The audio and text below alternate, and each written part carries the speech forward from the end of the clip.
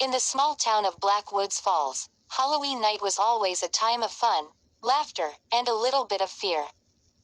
Children dressed in their spooky costumes would run through the streets, collecting candy from every house. The crisp autumn air was filled with the scent of pumpkins and bonfires. However, some of the townsfolk whispered about something darker that lurked in the shadows, something that stirred every Halloween. This Halloween was no different. A heavy fog rolled into town as the sun set, covering the streets in a thick blanket of mist. The air grew colder, and the excitement was palpable. Among the children was a group of friends: Max, Lily, Sam, and Emma. They were all brave and curious, eager for the thrill of the night. Max, the oldest and most adventurous of the group, suggested the four of them visit the old, abandoned house at the end of Willow Creek Road. The house had a dark history. It was said that many years ago, a family vanished without a trace, and ever since, strange noises and flickering lights were reported by those who dared to approach.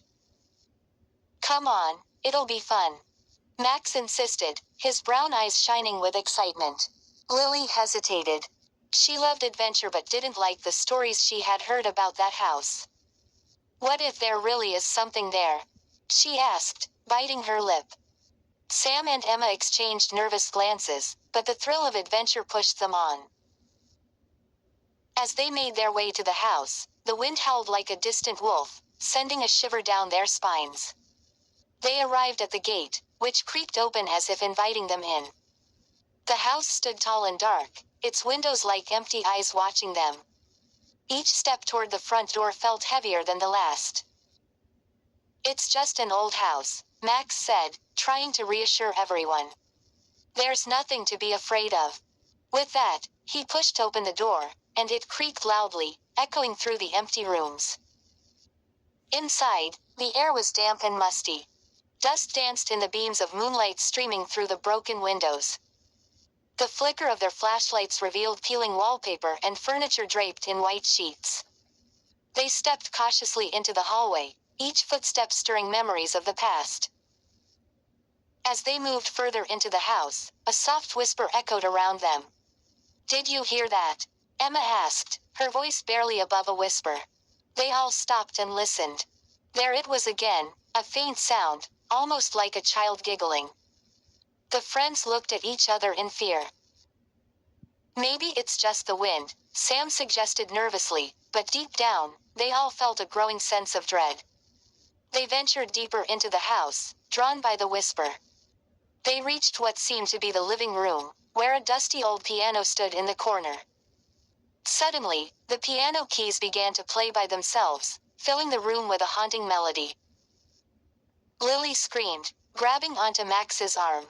"We should leave," she shouted. But Max, fascinated by the eerie music, took a step closer to the piano. Just then, the lights flickered and went out, plunging them into darkness. Panic set in as they fumbled for their flashlights, their hearts pounding. Then they heard it, a loud crash from the upstairs. "What was that?" Emma asked, her eyes wide with fear.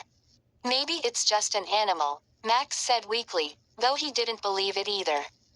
"We should check it out." Against their better judgment, they headed for the stairs, each step creaking under their weight. The sense of something watching them grew stronger as they climbed. When they reached the top, the hallway was dark, and the air was cold. "Let's split up," Max suggested, trying to sound brave. "Emma and I will check the left side of the hallway, and Sam and Lily can check the right." Emma hesitated but nodded, and Lily squeezed Sam's hand tightly. They slowly moved into their respective rooms. Max and Emma entered a bedroom that was eerily untouched by time. Old toys lay scattered on the floor, as if a child had just finished playing. Max picked up a dusty teddy bear and examined it closely, feeling a strange pull toward it. Meanwhile, in the other room, Sam and Lily found an old mirror covered in dust. They wiped it clean, and for a brief moment, they saw a shadowy figure behind them in the glass. They spun around, but nothing was there. Fear engulfed them, and they ran back toward the hallway to regroup.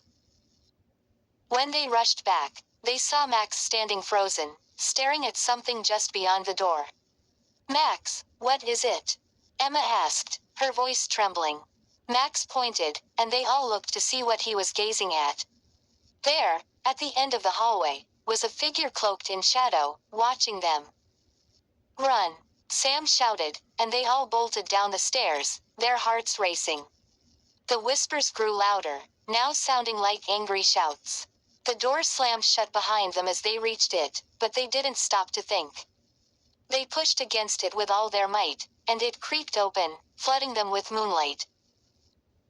They sprinted into the fog, not looking back until they reached the safety of the street. Out of breath and terrified, they collapsed on the grass. The sounds of the house faded behind them, but the memory of the shadow lingered in their minds. That Halloween night, they learned a valuable lesson. Some places were better left alone, and sometimes, curiosity could lead to things best forgotten. In Black Woods Falls, the evil that lurked in the shadows remained just that, lurking, waiting for the next Halloween to claim another group of curious souls.